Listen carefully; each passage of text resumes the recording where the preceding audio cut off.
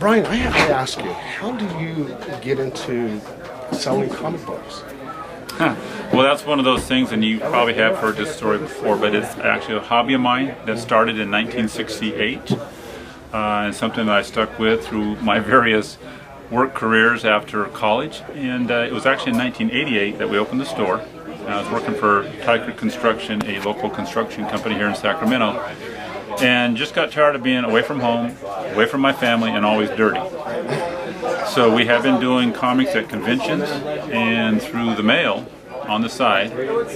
So we decided to jump into it full time. So we did. We opened a 1,000-square-foot store about 2 miles away from here on June 20th, 1988. And if people don't know it, A-1 Comics is one of the most popular comic book stores in California. And you have two? We have two stores. We have obviously this one that we're in at, on Auburn Boulevard in Sacramento. We're kind of on the eastern edge of Sacramento here. And then we have another store in Roseville on Sunrise Avenue. And that's a really nice store also. It's one we built from the ground up, literally. And set it up to be not only a comic store, but it's one of the region's largest gaming stores. So we have a lot of tournaments there. We have a lot of fun there. We have a lot of fun here too, but here we have all the collectibles. We have the old bank vault, which you can see way down there, and so it's been a great place for us. Brian, I see you here a lot. So, do you spend more time at this store than the other store? I spend almost all my time at this store. Definitely once a week I go to the other store. We get all the new comics in here on Tuesdays. I do a little truck run over to the other store. It's only 6.5 miles away, so that's nice. But I have an excellent manager there, an excellent staff. I don't have to spend much time there. We have our regular meetings and communication, and then things are running pretty smooth from that point of view. That's fantastic. And when I was in the comic book business, I know the independents were doing pretty well. Are they still doing pretty well? I know IDW Publishing is doing well. Yeah. They went and placed all the franchises together, Star Trek, Ghostbusters, and everything else. So are the independents still doing well, or is DC and Marvel still dominating the market? But DC and Marvel are still top dogs. I mean, there's no question about that, and they do dominate the market. The independents are doing extremely well. My feeling is we get this huge order pack every month. I don't know if you've ever seen a previews catalog from Diamond Comics, which is our comic distributor, but it's a huge book with just tons of information in it.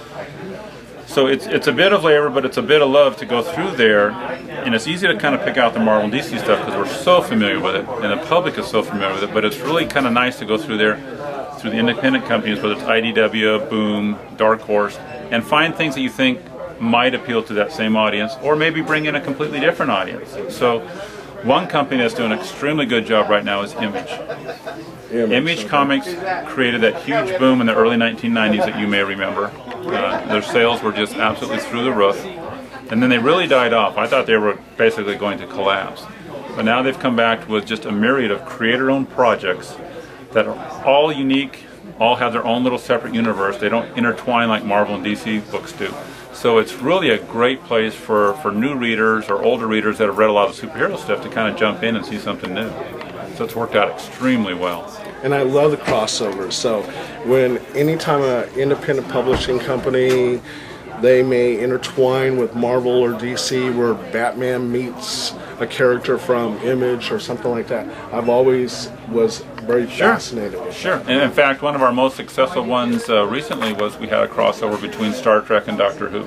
I know. And that worked out really well, and it was a huge seller for us. In fact, I bought that one. Yeah, it caught me totally by surprise. But so that's been great. Actually, Doctor Who, just as a side note, just seems to be seeing a real resurgence and renaissance right now. There's a lot of history behind Doctor Who, obviously, but there's a lot more exposure to it now. We have a lot more people coming in and asking for it, so it's just been great.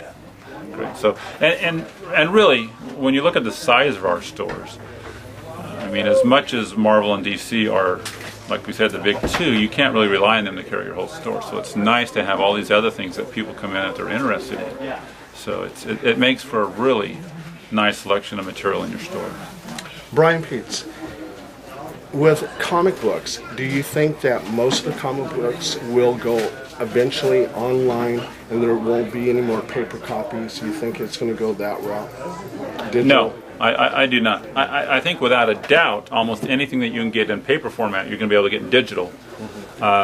In fact, some of the publishers right now are doing some of the digital books first, then they kind of compiling them and putting them out as a paper product, which you would think would be a little bit reversed, but that's the way they're doing it.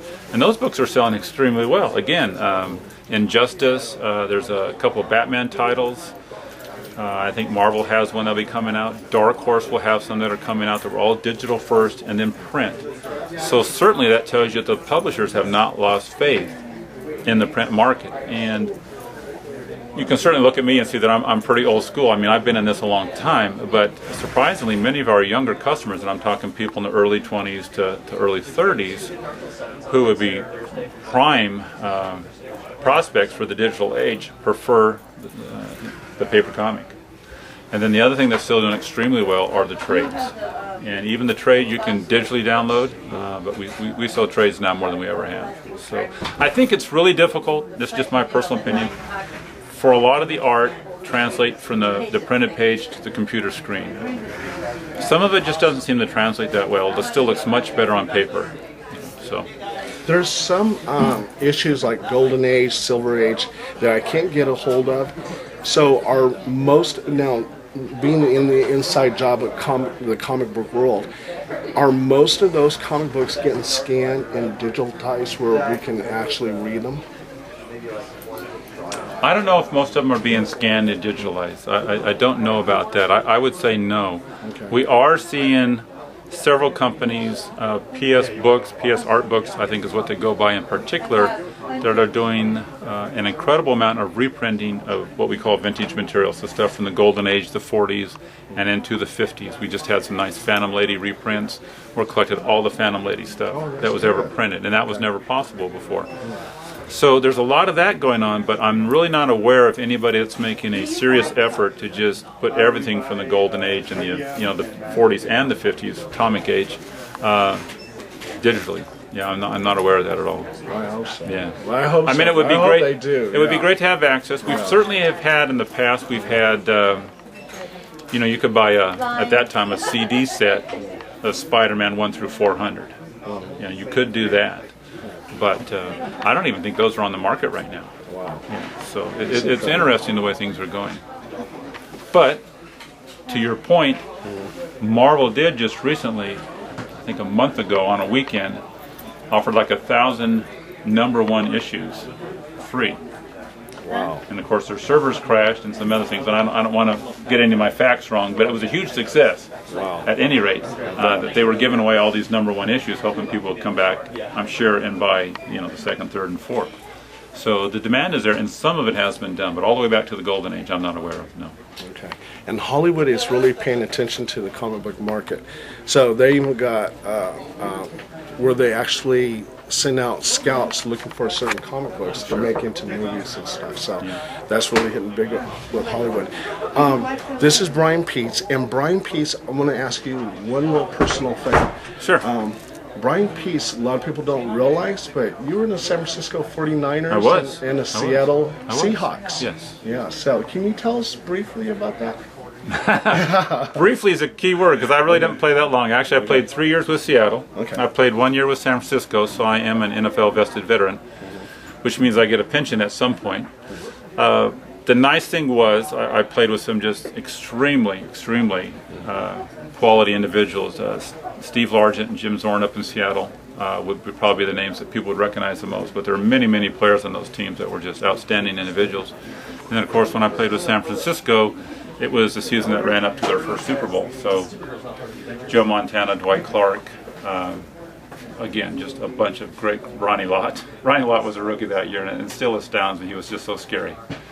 Just a tremendously talented player, tremendously driven. So yeah, a lot of fun. Doesn't really translate to comics too much, unless I'm chasing a shoplifter or something of that nature. But, yeah, it's been good. It's two totally different careers. And again, I played professional football for 4 years. I've done this. We're almost for our 25th year here. So.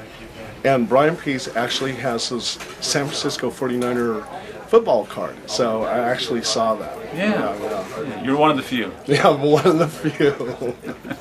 Brian, thank you so much. We're going to be interviewing other people.